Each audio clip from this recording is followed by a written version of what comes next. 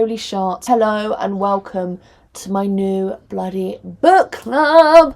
Oh my god, I'm so excited. This is something new, something fresh, something funky that I thought of actually. I actually thought of and came up with the idea and the premise of a book club. So you're welcome. If you've ever seen this done before, no, you haven't. They actually took the idea straight out of my brain box. Yeah, they did surgery on a grape, but I thought, what better way to try and keep my intellect intact than starting my own bloody book club? I thought of the idea, took some pictures in my pants, and then saw this little baddie alert. Hello, this beautiful bookshelf that I found on Facebook Marketplace. Look at this. Okay, I'm going to have to move it a bit so you can see. Look at this colour. I love it. I love it. Found this on Facebook Marketplace. Saw it, wanted it, got it, picked it up same day, and here we are. This is the next day. Yesterday I bought this, today I'm sat on the floor talking to you about books. Yeah, so it's been a whirlwind, but I'm very excited, and I thought, yeah, I don't really know what I thought. I just thought, let's talk about books. Let's delete TikTok and start talking about books, because my brain is fried. My brain is fried, so I thought this is a good idea, right? So today I thought I'd kick it off with, I was thinking, I can do loads of these because I've read loads of these books. I can't remember what happened in most of them, okay? So I'm picking one hot and fresh off the press that I've recently read so that I can actually remember more than just, like, I'd say 11.2% of what happened in it. Because I was like, I really like Conversations with Friends by Sally Rooney, and I was like, I could do it. Oh, fucking hell, it can attack me, can't it? I thought, I'll do an episode about that. I can't actually really remember what happened. I know I liked it, but I'm going to have to read the Spark Notes because I've read it once. I don't know if I'll be able to hack reading it again. Not because it's not good, but because, like, I've got quite a lot to get through here. I've got 3 shelves, and I think I've probably read about less than 5% of all of them. But anyway, one I have read recently that I can remember is Happy Hour by Marlowe, Granados. This is another thing, I'm very scared about this because a lot of the authors I like have names that I can't pronounce, and I don't want to be rude or come across as being, like, disrespectful. I'm just stupid, okay? This is not coming from a place of hate or disrespect. This is coming from a place of, look at who's talking. Do you know what I mean? So I read Happy Hour by Marlowe Granados, and I really like this book. On the whole, okay, first impressions. I don't really know the structure of this because I haven't done this before, so if it's shit, you know why. But first impressions and sort of how I pick a book. Okay, let me tell you how I pick a book. I will go into a bookshop, Waterstones normally, because I'm trying to scam a Waterstones card to get the £10 voucher. You know me, girls, I'm always on my grind. So, or I'll go into a charity shop, wherever, right, wherever I'm buying my books from, wherever I'm sourcing them from. I'll go in and I'll see a book, and the first thing I do is I judge a book by its cover. I will pick up a cover of a book. Well, I'll pick up a book and look at its cover. Oh, fucking hell, I can't talk, can I? You see why I'm trying to preserve the intellect? Because I've got fucking barely any of it left. So I pick up this book, I look at the cover, and I think, do I like the look of this cover? That is how I found my favourite book of all time, before the coffee gets cold, because the cover is stunning. Look at that cover. Are you lying? That's how I picked this book, and it was just absolutely magnificent inside and out, so it makes sense, right? This is just so convenient having this here to pick about, do you know what I mean? So I look at the cover and I think, does this look good? Yes? Okay, well then I'm going to buy it. But then actually, no, I'm not going to buy it because I'm going to open it up. This is what I do with every book that I buy. I open it up to a random page. Sometimes I read the last line first because I'm an awful person, but I've tried to stop doing that because I just think, just shut up. But I just open a random page and I just pick a random line. You know me, I'm like a random generator. And I just think, can I see myself reading this? So let me read you a line that I've just picked randomly. Page 97. You shouldn't go out all the time, girls. You have to keep some mystery about you. Heck yes, I can imagine myself reading this. That's when I buy this, okay? That's when I buy a book. So this book cover is stunning. I love the look of it. And I just think, I like the font. I'm a visual person. Am I a visual learner? I guess. because I have to read things like over and over a few times, so instructions just don't bode well with me.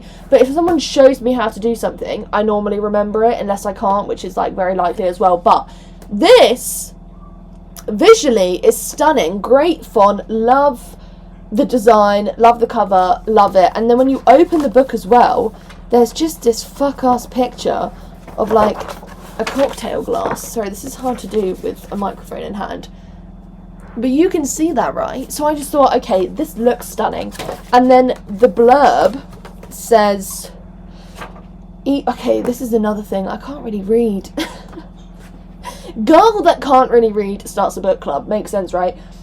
Issa Epley, all of 21 years old, is already wise enough to understand that the purpose of life is the pursuit of pleasure. She arrives in New York with her newly blonde best friend looking for adventure. That's me, by the way. They actually wrote this about me. They did surgery on a grape. They have little money, but that's hardly going to stop them. Me vibes. Me when I bought this bookshelf. Little money, but that's not going to stop me. By day, the girls sell clothes on a market stall, pinching pennies for their bedstay, sublet, and bodega lunches. By night, they weave between Brooklyn...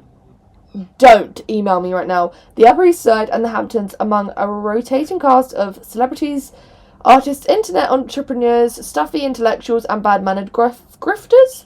Resources run ever tighter, and the strain tests their friendships. They try to convert social capital into something more lasting than precarious gigs as au pairs, nightclub hostesses, paid audience members, and aspiring foot fetish models. Okay. Through it all, Ice's bold, voice captures the precise thrill of cultivating a life of glamour and intrigue as she juggles paying her dues with skipping out on the bill. Happy Hour is a novel about getting by and having fun in a system that wants you to do neither. True that. One thing about me as well, I love a book that is set in New York. Love a book that's set in New York. I just think it's so much fun because I'd love to go to New York, but I am terrified of the big orange man, so I probably won't go. Plus, I don't have money.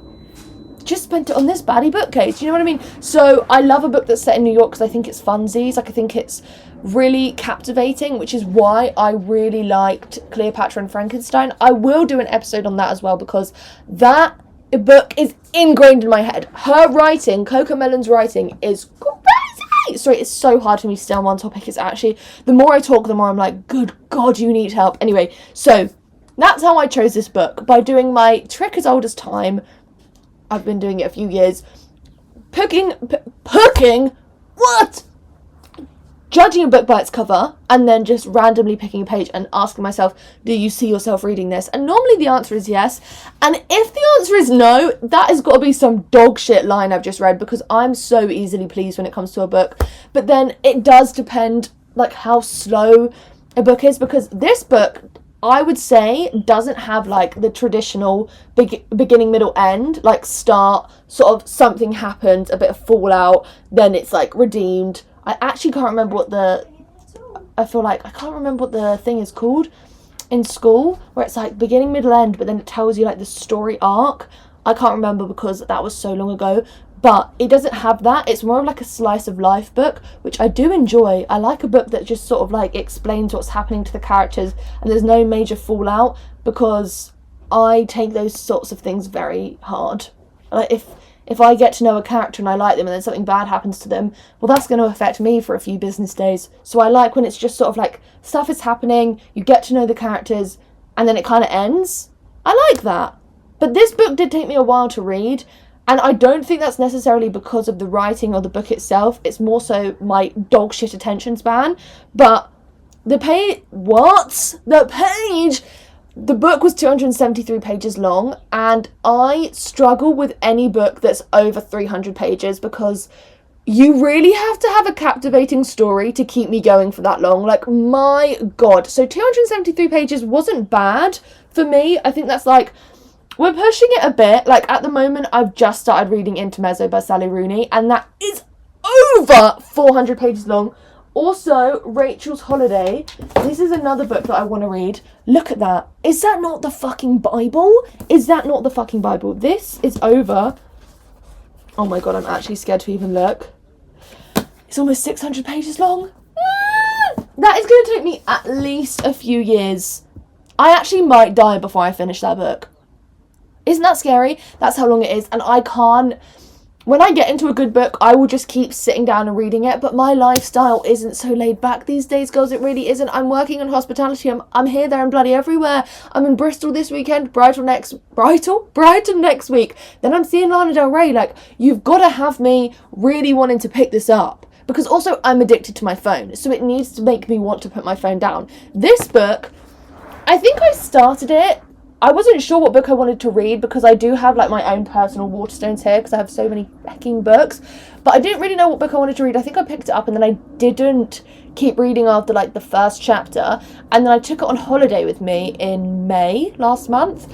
And I started reading it and I was like, you know, this is good, but it was quite slow because of the style of book it is, which is a slice of life. Like, it's not like something crazy happens to her and you're sort of like dealing with like the fallout of that. You're just reading about like where she is right now, and then you get a glimpse of like stuff that's happened to her in the past, what's like her plans for the future. But the style of writing is very much just like, this is what's happening to the characters, and you only really find out a lot about Issa, the main character, which I quite like, because when there is a book with a lot of characters and you kind of have to get to know them all, I'm exhausted. I don't need any new friends. Do you know what I mean? So I like a book that sort of focuses on one strong female lead, which I really liked. So you get to know about her, and then she has a best friend called Gala, like the apple. That is her name, right? Gala. Gala. I was like, did I just make that up? And you see their friendship and the sort of like, it's very real, and the writing, I like when writing feels like it is like sort of aimed at you, if that makes sense. So like when I was reading it, I was like, I've had friendships like this where they make like little grudgy comments towards you and they're kind of like mean, and you're just a bit like, why the F am I friends with you? But like the reason that you're friends with them is because of how long you've been friends for. It's not like the quality of the friendship, it's like the quantity of time that you've been friends. So I like that. I like when a book feels personal to me. And another thing that I really look out for in a book is how easily I can visualize it, because with me, when I'm reading a book, as it's happening, I get the play-by-play in my head. I've literally made the movie. I'm in the movie. I'm right there. I was supposed to be in the video. I can see it happening in front of me. The clearest book I've ever visualized is Cleopatra and Frankenstein, which is another reason that book is so fantastic. And it's crazy, I was speaking to someone about it the other day and they were like, I did not like that book, I couldn't get through it, and I was like, that's crazy to me. Anyway, sorry, literally trying so hard to stay on topic, but this is so hard to me. This book was really easy to visualise because it just was like what I think New York looks like. Like, I'm looking at like Sex in the City, and then like that's how I visualise New York, right? So I'm like looking at that, and this was set in 2013? I'm pretty sure 2013, something around that time. So it wasn't set like super recently, so it's not like how New York looks today. And I also like when I'm reading a book that isn't set in now times, because when they make like references to like TikTok or like current events or like current films, I'm like, why are you here? I should be reading you in 20 years. Do you know what I mean? Like, it's a bit too surreal for me. So I like a book that's based back then as well, because I'm like, oh my god, the simple times when I was literally like 11. Amazing! I love this! Do you know what I mean? So I like this book. It took me a while to read it. Like, I've written a few like bullet points. So it says that I'm literally reading what I've written. Cool. So she says, how many pages could some of them been cut? So like I said, it was 273 pages. Could some of them been cut out? Maybe, but I think they were all necessary. There are some books that I read and I'm like, this did not need to be written. Like, these lines, these pages, rip them out. Like, we don't need it. Like, sometimes when like they're writing and it's part of the plot, and then all of a sudden it just goes off into this little like subsection about like a very intricate details of like the weather or like another memory. I'm like, I didn't need to know that, but that's just how picky I am. Like, that's not necessarily bad writing, because I know a lot of people like extremely descriptive writing, which is what, okay, again, sorry to go off on one, but I am yet to read Butter. I'm very excited to read this. A chunky book, and apparently it's because there's like a lot of description of what's going on, not so much like of what's happening. Okay, that actually made no sense. Of like description of like things in the plot, like weather and whatever, not actually what the plot is and like what's happening in the plot. Do you know what I mean? Do it for the plot. So, oh my god, the amount of times I said plot.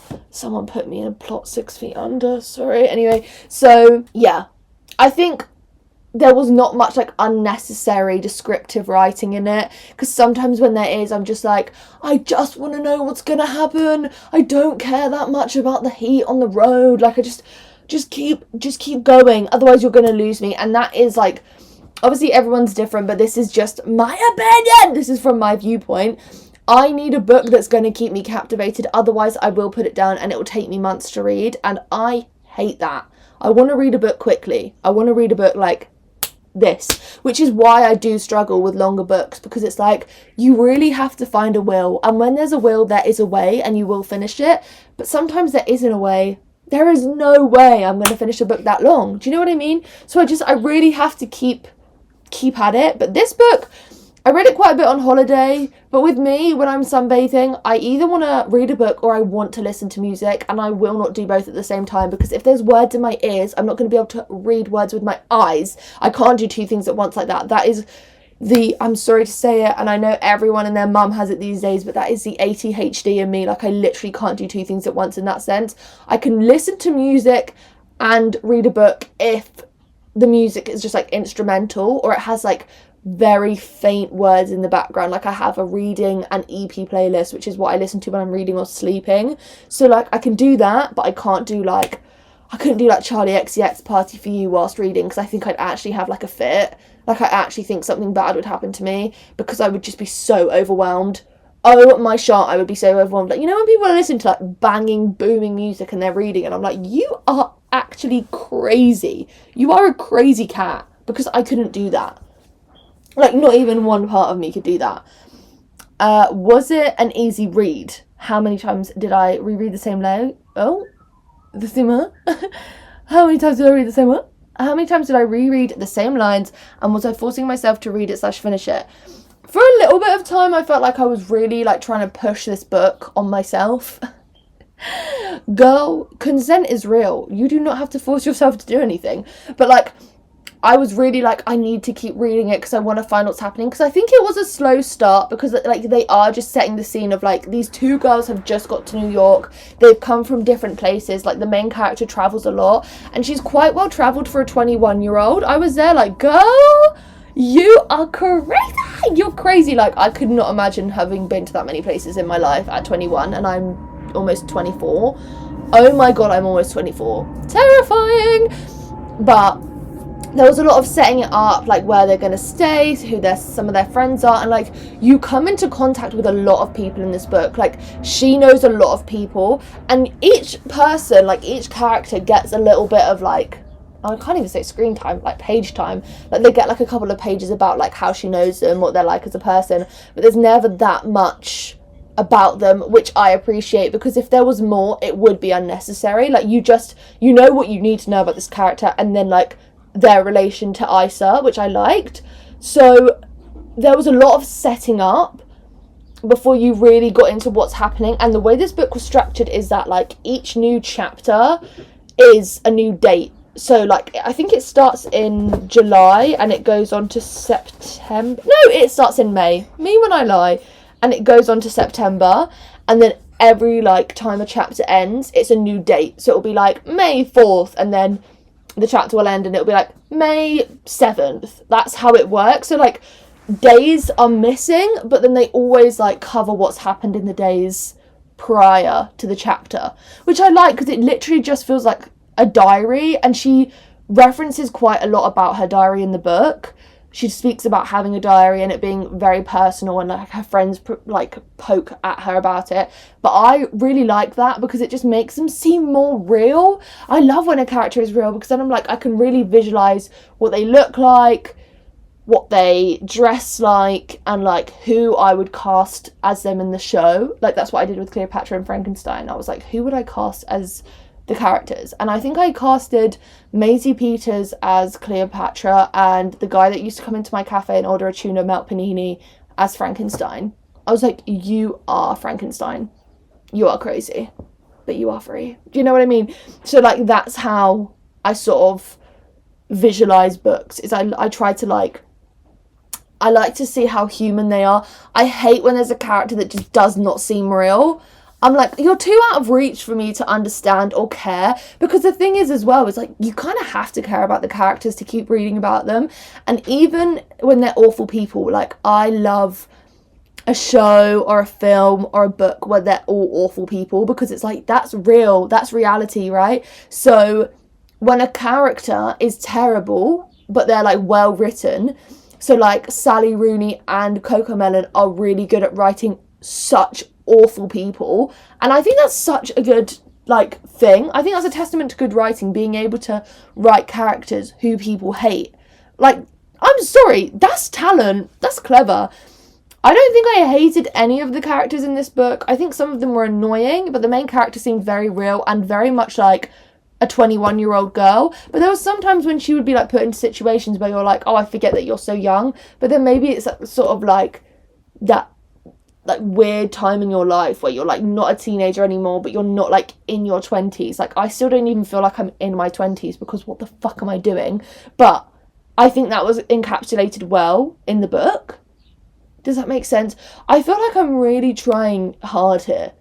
You can probably tell. Anyway. Can you tell? I didn't have to force myself to finish it. I was kind of sad when it finished, because I was like, damn. I was kind of liking getting to know her. And I think the ending of a book is so important, and it's so easy to mess up. Like, me when I would write books in school and I'd be like, and they woke up and it was just a dream, and my teacher was like, boo, tomato, tomato, you whore. So, they never said that to me. But like, ending a book must be so stress-inducing, because if you write a great book and then you do a dog shit ending, you're just like, what was the point in writing it? Like, you are shit. But this was a great ending. Obviously, I'm not going to spoil it, but it like tied together the book really well, because with a slice of life book as well, you kind of wonder, how are you going to end this? Do they die? Question mark. Like, what happens? But her ending was great, because it like wrapped the whole book up. It like tied up any loose ends, because I was worried at one point. I was like, where is this going? Where are we going? But it worked. So good on you, Marlowe. Good bloody on you. She is, I think she's quite a young author. It always says at the back. She is, where is she from? It says she's a writer and a filmmaker. She spent time in London and New York, and now she resides in Toronto. Good on you, girl, because I would love to live in Canada as well. Especially after going to London and New York. Like, maybe Canada is like a happy middle. But she's great. Let me show you a picture of her. She's stunning. Look at her. She's gorge. Can you see her? She's definitely got fashion sense. I love that top she's wearing. And her glossy lip. Oh, gorgeous. Anyway, so love that. Love the fact that as well, I feel like you can tell when someone's writing a book and it's based somewhere that they haven't been, because you're just like, what is going on? What's happening? Whereas this book was very in-depth about New York, and like, I feel like if you're from New York or you've been to New York, you can tell that she is from New York. I've obviously never been to New York, but the detail that she wrote about New York and the surrounding areas I was like, there's no way you haven't been there, because otherwise I'd be like, my God, you've done your research. Do you know what I mean? Like, I wouldn't want to base a book somewhere that I've never been, because I'd be like, I went to New York and I lived on the Statue of Liberty, because I know nothing about New York and its surrounding areas. I went to New York and I actually lived in the Big Apple. I did that, yes.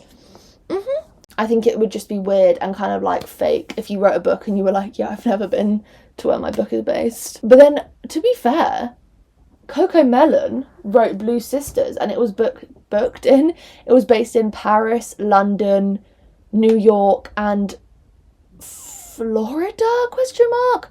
So she's bloody well travelled. Good on you. The themes of the book were sort of like coming of age, working your shit out. There was a bit about grief, there was a bit about like trauma and how people process it and deal with it.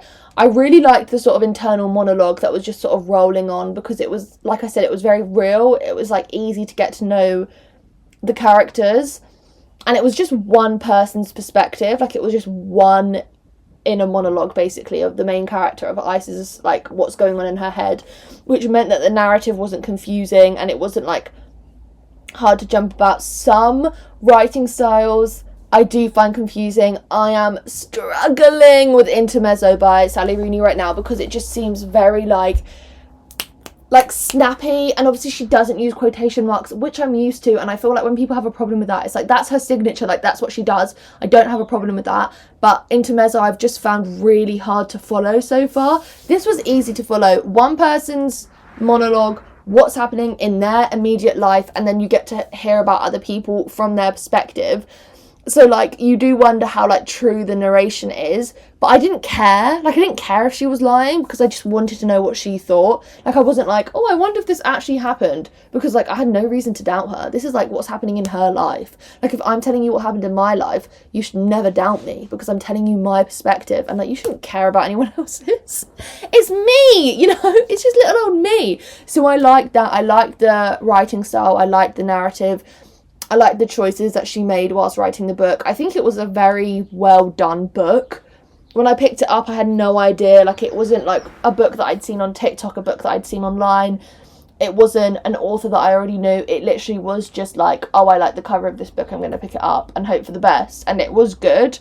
I was sad when it ended, because I was like, oh, I was really enjoying getting to know the character, and I thought that it was just, I don't know, I just thought it was a really well done book, but I wasn't sad to the point where I was like, oh, it feels like something's missing, or that she's left a huge chunk out. It, like I said, it was rounded off really nicely. I was just sad because I was like, oh, I really enjoyed it. I wasn't sad in a way of like, oh, you've like done a shit job of the ending. So I liked it. I thought it was really good. I also, I put, did I care what happened? Was I affected by the characters went through in their stories?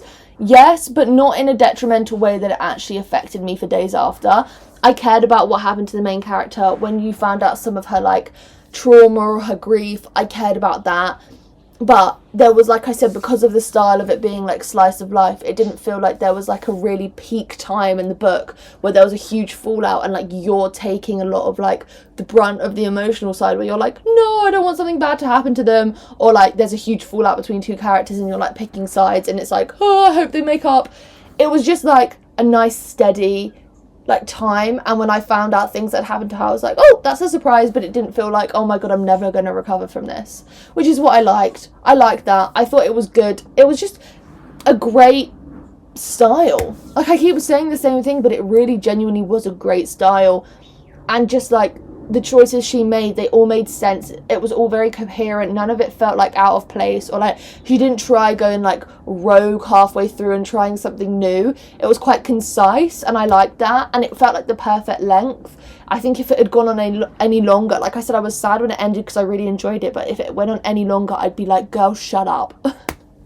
Shut up. So I liked it a lot. And with that being said, I would rate this book 4 stars. I think if you don't like a slice of life book, if you want some action, if you want some drama, if you want like a crazy, like, prominent beginning, middle, end with like a fallout and like redemption, you might not enjoy it, because that's not what it's about at all. But if you want something that's just easy to read, easy to digest, read it before bed, and like some little bits would happen where there'd be like a fallout. Like, there was a fallout of sorts, but it wasn't something that you're like, oh my shot, I'm gonna lose sleep over this. It was like, oh, I want to keep reading and finding out what's happened. I think it would be a great book to take on holiday, just a great book to read casually, keep it in your bag, because I don't feel like you have to keep reading it. You know, there's some books that you're like, if I stop reading it, I'm going to forget what's happened, and I just need to keep reading it. This is a book that, like I said, it took me a few months to finish it, but not in a way that was like, oh, this is bad and I didn't want to read it and I was avoiding it. It was in a way that's like, there's no like consequence if I don't keep reading it. Like, I'm going to enjoy it no matter how long it takes me to finish it. And I thought it was great, and I would definitely recommend giving it a read if you were thinking about it, if you were considering it. I think I'm going to look into if she's published anything else, and if she hasn't and she's thinking of publishing anything else, I will definitely give it a read, because I like her style. I like how descriptive everything was. It was so easy. It was so easy to visualize, and if this also was a TV show, I would 100% watch it. I don't know if it would be made into a TV show because, like I said, it's just kind of like nothing like that crazy happens, but that's also quite fun. Like, sue me. I like something that's chilled out because, you know, because I'm such a highly emotional and anxious person, it's a nice change when something crazy doesn't happen. So that's just me. But yeah, that's what I thought of Happy Hour. It was a great book. Like I said, I would rate it 4 stars, and I would definitely recommend reading it if you are considering it. And that's all. I can't think of anything else to say because I've been trying to speak intellectually for the last 33 minutes.